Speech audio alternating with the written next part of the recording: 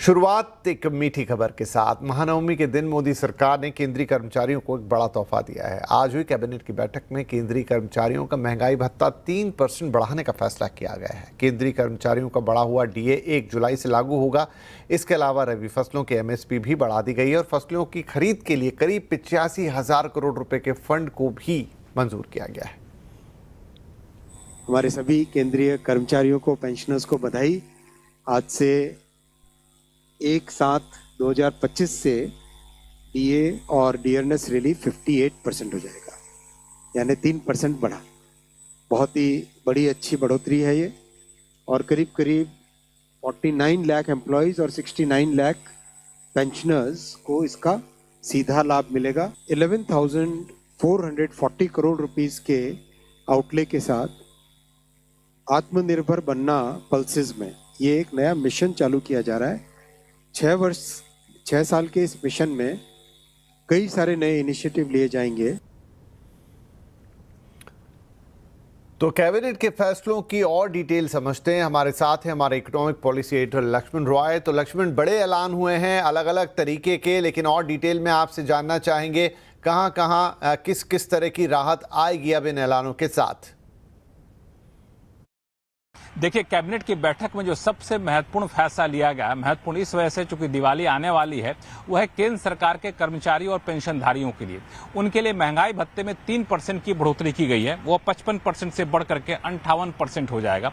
और खास बात यह है कि बढ़ा हुआ महंगाई भत्ता जो है वो 1 जुलाई से लागू होगा। यानी जब अगली सैलरी मिलेगी तो एरियर के तौर पर 1 जुलाई से बढ़ा हुआ महंगाई भत्ता भी मिलेगा और बढ़ी हुई सैलरी भी मिलेगी। तो जब दिवाली मना रहे होंगे केंद्र सरकार कर्मचारी और पेंशनधारी, उनके परिवार, तब उनके खाते में सैलरी के तौर पे एक अच्छी खासी रकम आती हुई आपको दिखेगी। दूसरा जो बड़ा फैसला लिया गया वो है कि 57 केंद्रीय विद्यालय खोले जाएंगे, सेंट्रल स्कूल खोले जाएंगे। इसकी डिमांड काफी ज्यादा रहती है बच्चों को पढ़ने के लिए, तो वहां पे 57 नए केंद्रीय विद्यालय खोले जाएंगे। इसके प्रस्ताव को भी मंजूरी मिली है। किसानों से जुड़े हुए 2 फैसले लिए गए। एक है दलहन। दरअसल दालों का हम इंपोर्ट बहुत ज्यादा करते हैं। इंपोर्ट पर निर्भरता खत्म की जाए तो आत्मनिर्भर मिशन दलहन के क्षेत्र में चलाने का फैसला लिया गया है। ये करीब 6 साल तक के लिए मिशन होगी। इस पर करीब 11,000 करोड़ रुपए सरकार खर्च करेगी।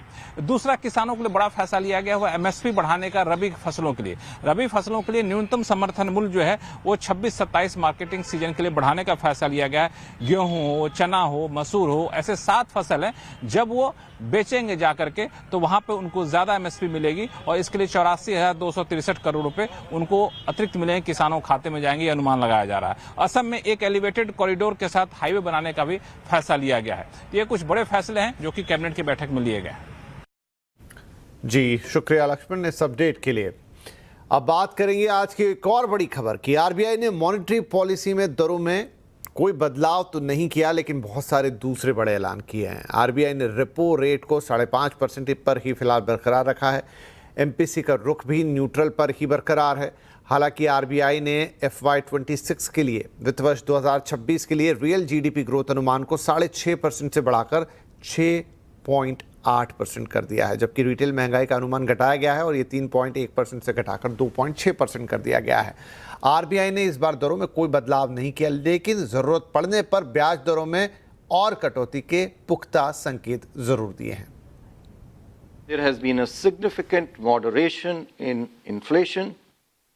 Moreover, the prevailing global uncertainties and tariff-related developments are likely to decelerate growth in H2 this year and beyond. The current macroeconomic conditions and the outlook has opened up policy space for further supporting growth. RBI policy को बाजार ने भी शानदार सलामी दी है। बाजार में 8 दिनों की गिरावट पर ब्रेक लगा और आज एक जबरदस्त जोश और मोमेंटम देखने को मिला। निफ्टी और सेंसेक्स शानदार बढ़त पर बंद हुए। सेंसेक्स में तो 700 पॉइंट से ज्यादा की तेजी रही, तो निफ्टी 225 पॉइंट जोरदार तेजी दिखाकर बंद हुआ। वहीं निफ्टी बैंक में करीब 1.25% से ज्यादा का इजाफा देखने को मिला। मिड और स्मॉल कैप शेयरों में भी खरीदारी थी। बैंकिंग, डिफेंस, फार्मा सबके सब चलते हुए नजर आए। रियल्टी, ऑटो और आईटी इंडेक्स ने भी अच्छा खासा दम दिखाया। सीएनबीसी आवास पर फेस्टिव सीजन की धमाकेदार शुरुआत हो गई है। इस कड़ी में सबसे पहले आज हमारे साथ थे दिग्गज निवेशक रमेश दमानी। सीएनबीसी आवास के मैनेजिंग एडिटर अनुज सिंघल के साथ खास बातचीत में रमेश दमानी ने कहा कि बाजार को लेकर डरने की कोई ज़रूरत नहीं है, अभी रिस्क रिवॉर्ड अच्छे हैं। रमेश दमानी का कहना है कि फार्मा, रेयर अर्थ और चुनिंदा आईटी कंपनियों में अच्छे मौके हैं।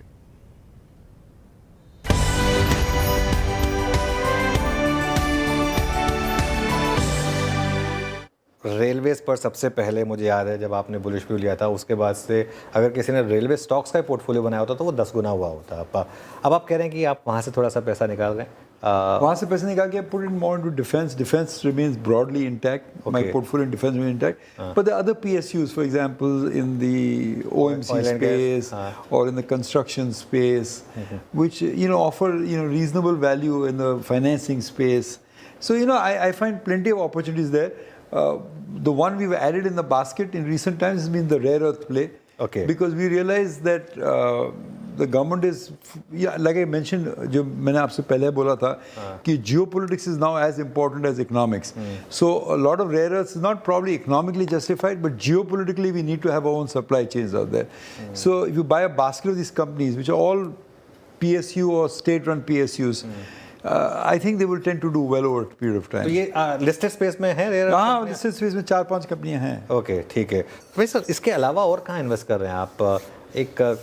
कुछ मैंने सुना है कुछ छोटी फार्मा कंपनियों में आपने रिसेंटली इन्वेस्ट किया। Surprisingly, Anuj, I've not been a great advocate of pharma, but I've seen increasingly, I made a large bet across pharma companies in the small cap and mid cap space.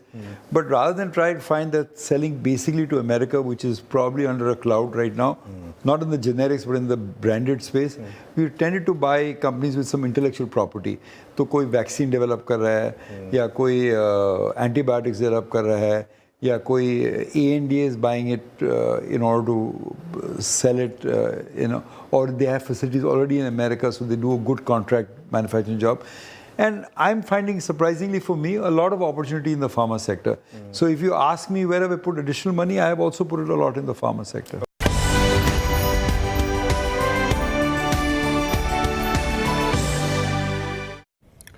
और रमेश दमानी के साथ ये पूरी बातचीत आप देख सकते हैं आज शाम 7:27 पर।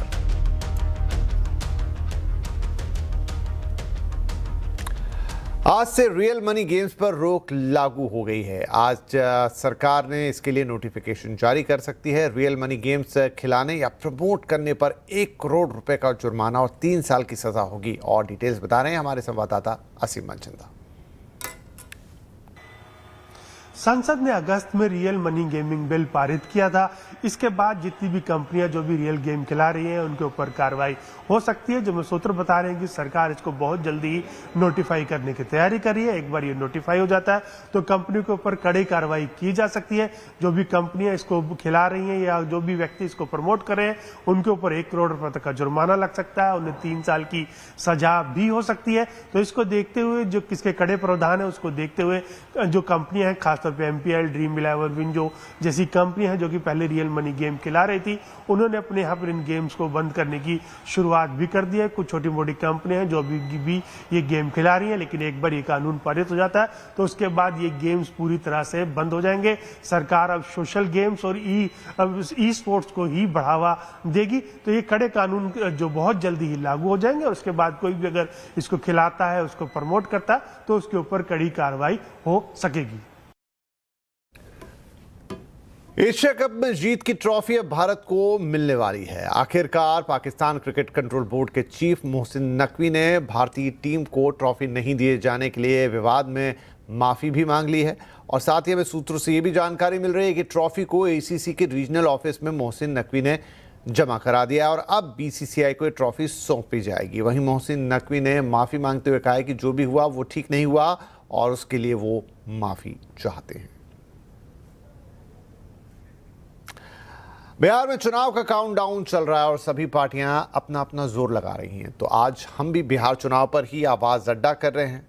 नाम है बैटल ऑफ बिहार। किसका पलड़ा भारी? तो जरूर जुड़िएगा आज शाम 7:57 पर बैटल ऑफ बिहार में, जहां बात होगी कि इस बार किसका पलड़ा है भारी।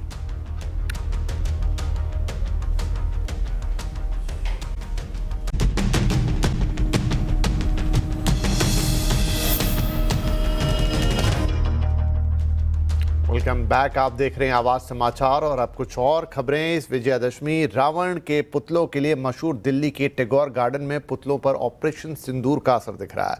इस बार लोगों को लंबी मूंछ वाले और ऑपरेशन सिंदूर लिखे पुतले सबसे ज्यादा पसंद आ रहे हैं। हालांकि तेज बारिश से पुतलों को नुकसान हुआ है। इसके बावजूद पुतला बनाने वाले कारीगर एक बार फिर जोश के साथ पुतलों को सजाने और अंतिम रूप देने में लगे हुए हैं। अंतिम रूप देने का काम कैसा चल रहा है बता रही है हमारी संवाददाता दीपाली नंदा। विजयदशमी के मौके पर रावण के पुतलों का बाजार सज चुका है। इस वक्त मैं टैगोर गार्डन के इलाके में हूं और आप यहां पर देख सकते हैं, यहां ना सिर्फ राजधानी दिल्ली बल्कि उत्तर प्रदेश और राजस्थान जैसी जगहों पर भी रावण के पुतले तैयार किए जाते हैं और यहां से वहां भेजे जाते हैं। इस वक्त जो आप तस्वीरें देख रहे हैं, खास तौर पर जिस तरह से कल राजधानी दिल्ली में काफी तेज बारिश हुई थी, ये पुतले बिल्कुल तैयार हो चुके थे, बिकने के लिए तैयार थे, लेकिन बारिश ने इन पर पानी फेर दिया। जो कागज था, जो लिखाई थी, वो इससे हट गई और अब दोबारा से उसे यहाँ पर तैयार किया जा रहा है। आप देख सकते हैं जो सबसे ज्यादा डिमांड में है इस वक्त पुतला वो इस तरह से है, जिसमें लिखा हुआ है ऑपरेशन सिंदूर कामयाब।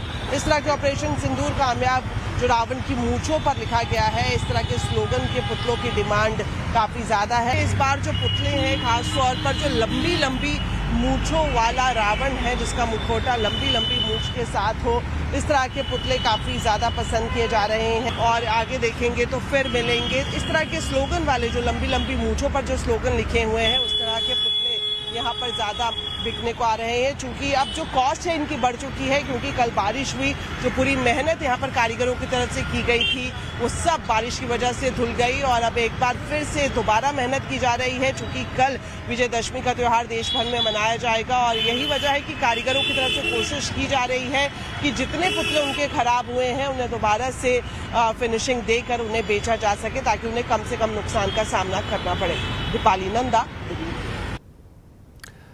अहमदाबाद में हजारों लोगों ने अपने हाथों में दीपक प्रज्वलित करके आधी रात को माताजी की अनोखे तरीके से आराधना की और नवरात्रि में दीपोत्सव पर्व मनाया। देखिए हमारे संवाददाता केतन जोशी की एक खास रिपोर्ट।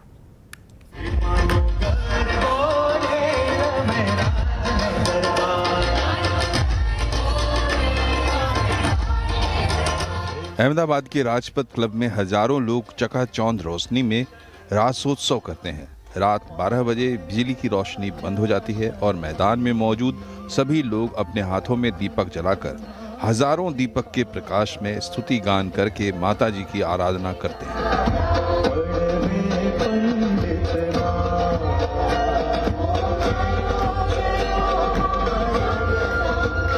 ये 5 साल पहले हमने शुरू किया था। हर आठम की रात को, नवरात्रि में जो आठम होती है वो रात को जितने भी लोग होते हैं वो सभी खेलैया को हम लोग दीवे देते हैं, ताकि माता जी की आरती, जितने भी युवा खेलैया है, जितने भी बुजुर्ग है, सब अपनी जगह पर खड़े रह के ये माता जी की आरती कर सके। आरती के दौरान बिना बिजली दीपक के प्रकाश में लोगों को एक अनोखा अनुभव होता है। इतनी अच्छी ये आरती, माता जी की आराधना करने का हमें अवसर मिला है और यहाँ पे आरती करके जैसे लगा कि माँ साक्षात हमारे सामने है। Everyone in the ground had diva in their hands and they were praying to the goddess. So it was a very new experience. बड़े शहरों में पार्टी प्लॉट में नवरात्रि के गरबे होते हैं, लेकिन इस तरह से पारंपरिक पूजा कम ही देखने को मिलती है। हजारों दीपक के सहारे की गई ये सिर्फ माताजी की आराधना ही नहीं है, लेकिन एक ऐसे उत्सव की आहट है जो कि आने वाले दिनों में हम सब के बीच चेतना का संचार करेगा, जिसको हम दीपावली कहते हैं। केतन जोशी, अहमदाबाद। तो इस बार जो अक्टूबर का महीना है उसमें नवरात्रि का भी एक हिस्सा आया, दशहरा तो है ही और दिवाली भी आएगी, लेकिन आपके राशिफल के हिसाब से निवेश के पॉइंट ऑफ व्यू से अक्टूबर कैसा रह सकता है, ये आज हम आपको बताने जा रहे हैं। आज शाम 5:57 पर जरूर जुड़िएगा निवेश का राशिफल with Chirag Daruwalla.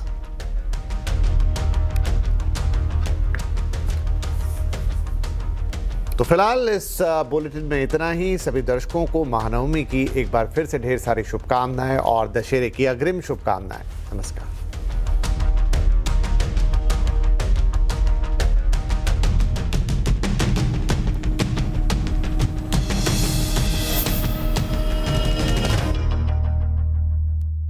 Co-powered by